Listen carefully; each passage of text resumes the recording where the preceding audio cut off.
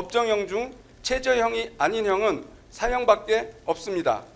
이에 피고인 윤석열에게 사형을 구형합니다. 정숙해 주세요. 예, 정숙해 주십시오.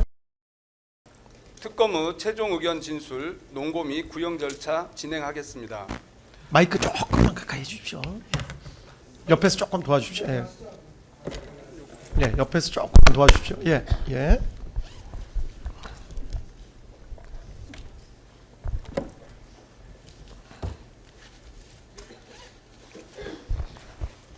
특검의 최종 의견 진술, 논고 및 구형 절차 진행하겠습니다.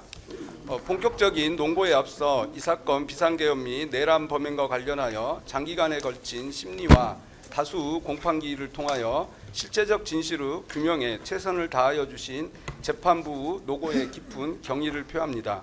아울러 이 사건의 수사와 재판 과정을 엄중한 시선으로 지켜보아온 국민 여러분께도 감사의 말씀을 드립니다. 피고인은 2024년 8월경 피고인 김용현을 국방부 장관으로 지명할 무렵 제기된 계엄 의혹에 대하여 대통령실과 피고인 김용현의 입을 통해 있을 수도 없고 있어서도 안 되는 일이라며 의혹을 일축하였습니다. 그러나 그 사이 피고인은 권력의 독점과 유지라는 사욕을 위해 이 사건 비상계엄을 장기간에 걸쳐 치밀하게 모의 준비하고 있었습니다. 국민을 속인 것입니다.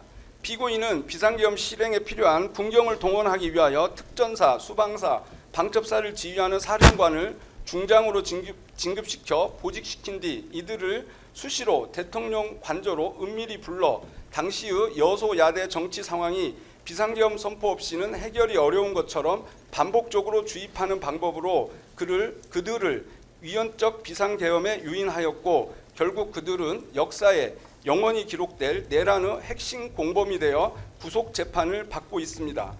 이어 피고인은 헌법상 비상계엄 선포를 위해서는 국무회의 심의를 반드시 거쳐야 함에도 국무회의 심의도 없이 비상계엄을 선포하려 하였다가 향후 절차상 논란이 될 것으로 예상되자 의사정족수에 필요한 최소한의 국무위원만 선별, 소집한 채 실질적인 심의도 없이 일방적으로 비상계엄을 선포해버림으로써 대통령의 권한남용을 견제해야 할 국무회의의 기능을 무력화하고 소집 통지를 받지 못한 국무위원들의 헌법상 권한인 국무회의 심의권을 침해하였습니다.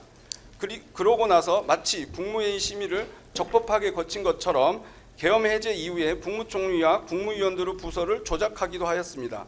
피고인이 단순히 위헌적 비상계엄을 선포한 것에 머물지 않고 비상계엄을 선포한 이후에는 홍장원 국정원 차장 등에게 직접 주요 정치인 체포를 위한 위치 확인을 지시하기도 하였고 국회의 계엄 해제 요구안 의결을 저지하기 위해 경찰청장인 피고인 조지호에게 직접 일체의 정치활동을 금지하는 포고령을 근거로 해 국회에 진입하고자 하는 국회의원들을 체포하라고 지시하고 수방사령관 이진우, 특전사령관 각종군에게 직접 국회 봉쇄를 재촉하며 본회의장에 있는 국회의원을 총으로 위협하여 강제로 끌어내거나 정기를 차단하는 지시까지 하여 그 지시가 현장 군경에 하달되도록 하였습니다.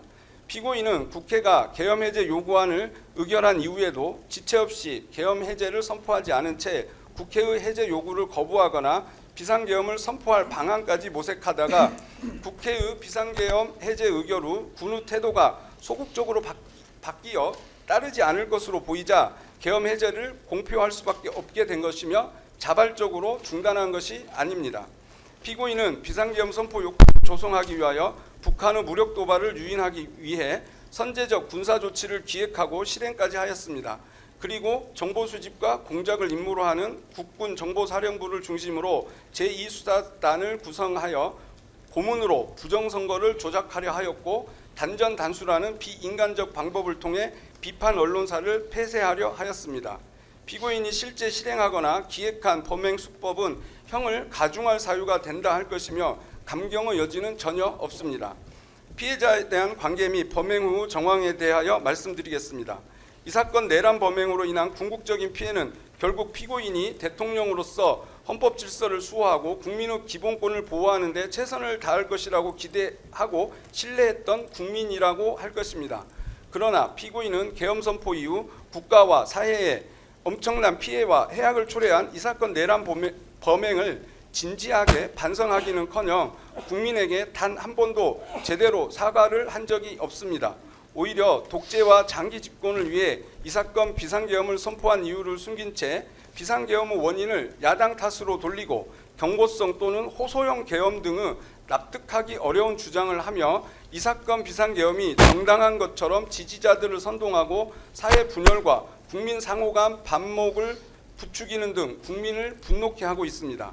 피고인의 이와 같은 행위는 급기야 피고인의 선동에 영향을 받은 정치인 등의 피고인 체포방해 시도와 일부 극렬 지지자들의 서울 서부지방법원 폭동 사태를 유발하기도 하였습니다. 나아가 피고인은 구속된 이후에도 수사 및 재판 절차에 성실히 임하기는커녕 정당한 사유 없이 출석을 거부하거나 조사를 회피하는 등 형사사법 절차 자체를 경시하는 태도를 보여왔습니다. 이는 자신의 범행에 대한 책임을 인정하거나 진실을 밝히려는 최소한의 자세조차 결여되어 있음을 드러내는 것으로서 피고인에게 어떠한 반성의 기미도 찾아볼 수 없음을 명백하게 보여주고 있습니다. 또한 피고인은 탄핵 심판과 이 사건 재판 과정에서 피고인의 지시로 범행에 가담한 하급자들에게 용서를 구하고 그들의 가담 행위에 책임지려는 자세를 보이기는커녕 용기를 내어 사실대로 진술하는 사람들을 거짓말쟁이로 몰아세우는 등으로 그 책임을 전가하는 무책임한 모습을 보이고 있습니다. 재발 가능성에 대하여 살펴보겠습니다. 1980년 5.17 비상계엄 전국 확대 조치 이후 민주화를 거치고 재판을 통해 1997년 5.17 군사 반란 등을 주도한 전두환, 노태우 두 전직 대통령을 무기징역 등으로 단죄하면서 우리 국민은 다시는 비상계엄을 수단으로 한 친위 쿠데타가 일어나지 않을 것으로 생각했고 이 사건 비상계엄 선포 당시에 많은 국민이 비상계엄 선포 소식을 듣고 가짜 뉴스로 취급하였습니다. 하지만 전두환 노태우 세력 단죄의 역사가 있음에도 비상계엄을 수단으로 내란을 획책한 피고인을 비롯한 공직 엘리트들의 행태를 통해 국민은 비극적 역사가 반복되지 않도록 다시금 전두환 노태우 세력에 대한 단죄보다 더 엄정한 단죄가 필요함을 실감하게 되었습니다. 따라서 피고인에 대한 형을 정함에 있어서는 재발 가능성을 진지하게 고려할 필요가 있습니다. 내란 우두머리죄에 대한 법정형은 최고 사형, 최저 무기금고입니다. 이와 같은 양형 조건에 비추어 볼 때 참작할 만한 감경 사유가 전혀 없는 피고인에 대하여 법정 최저형인 무기형으로 형을 정하는 것이 과연 양형의 원칙에 부합한지에 관하여 신중한 검토가 필요합니다. 대한민국은 사실상 사형 폐지 국가라고 합니다. 사형을 집행하지 않기 때문입니다. 그러나 사형은 구형되고 있고 선고되고 있습니다.